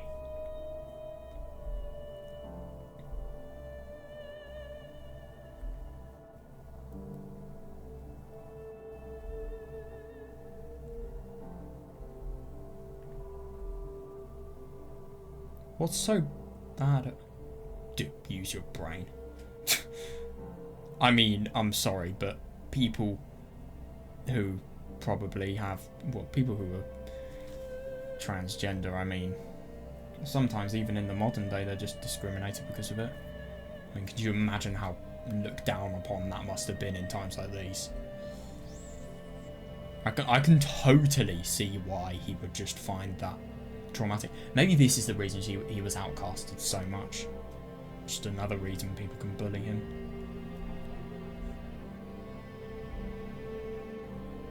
What?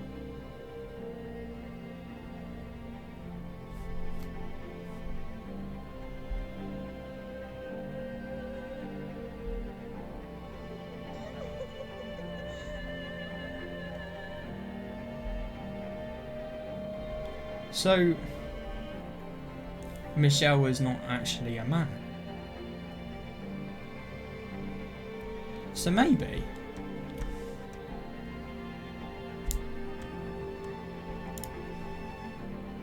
maybe when we look at the title screen, that white-haired girl is actually Michel.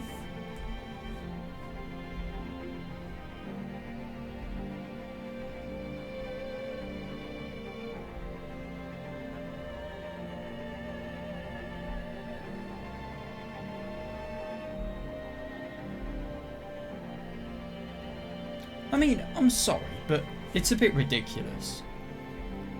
Sure, you are beginning to have a relationship with Giselle, but I'm sorry, you don't have to tell a person that you love everything. If there is a secret that you want to keep sensitive, then it's not within your duty to tell her that secret. Unless, obviously, it's very, very important. And it's relevant. It's unfair, if you ask me, to get mad at somebody for not wanting to tell a really bad story about his life. Or something awful. But, yeah. Surprising.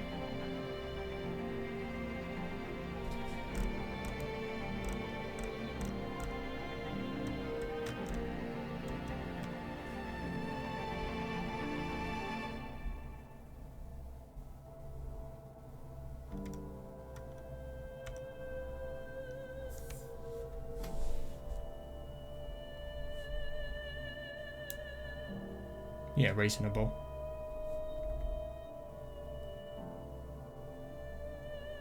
Yeah. Yeah, it's the most painful because of the fact that it's coming from Giselle. Totally agree, yeah. Did Giselle ever truly know this, though? Did the real Giselle? I don't think this is the real Giselle. Oh my god, what's going on now? Oh, we're light? What? Why are we here?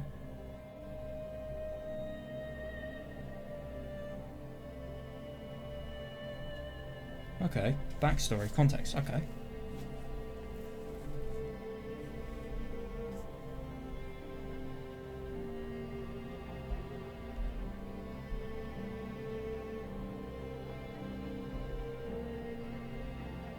Even though she's mad?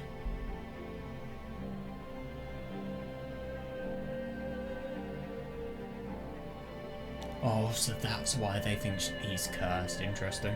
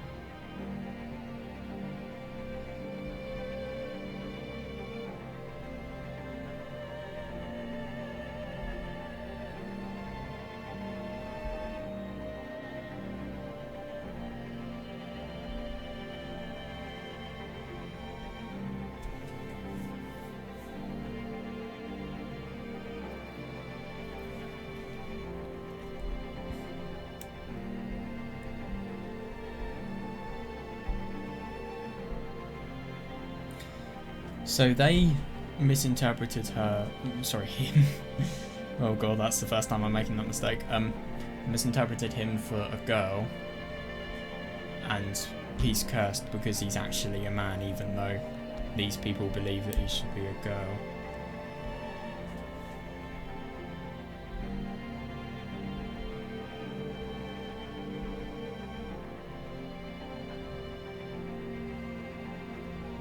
I mean, you're hiding something, sure, but look at how heartfelt this is. We know that the maid couldn't even have seen the letters, they were covered with blood. So, this is complete shit, all of it. It's just a fabrication of Giselle. I mean, it does make sense considering that we're not in the observation tower where Giselle is, rather we're in Michel's bedroom.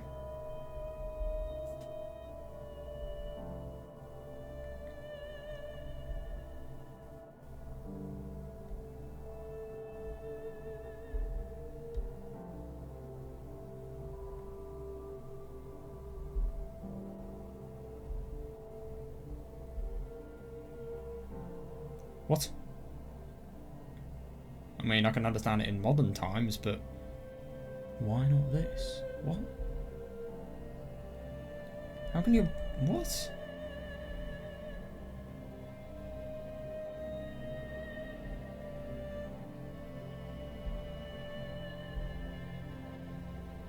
Yeah, totally reasonable. I mean, it's who you are. Accept it, please. Yeah.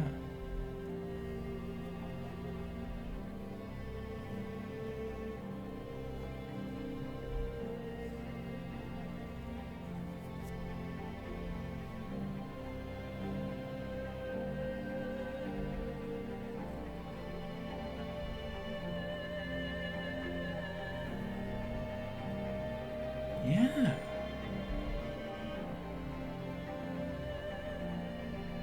Did the mother not accept it?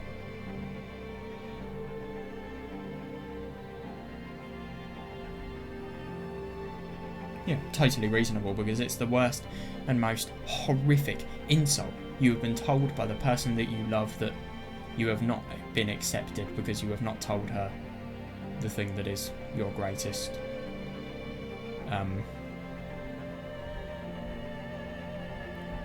well, the most significant thing about you. I just don't understand though. I mean, how can your body no longer become female? I mean, I just don't get this.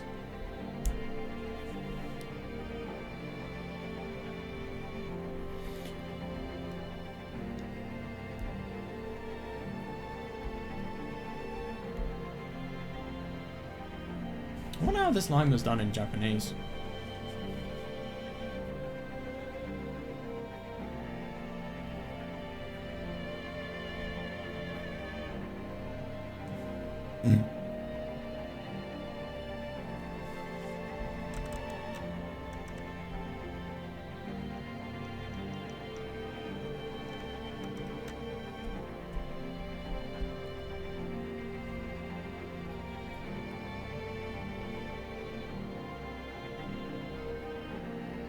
So Michel is the white-haired girl because he always had potential to be a girl, somehow.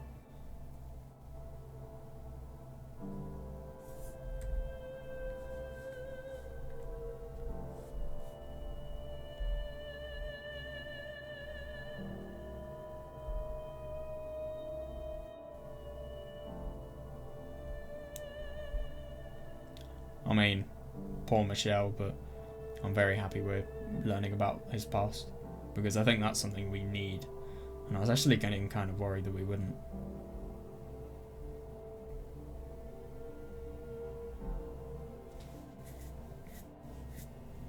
Sorry, Michel.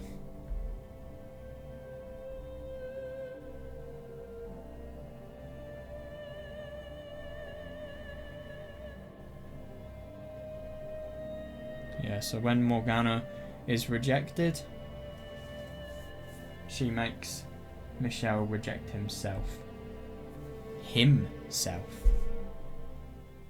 Yeah. The seventh door. Okay. No sound effect. That's a bit creepy. 1086.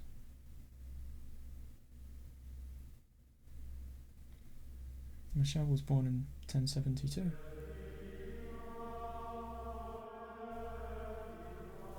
God, it's going to be so unusual. I think. Ah. Interesting.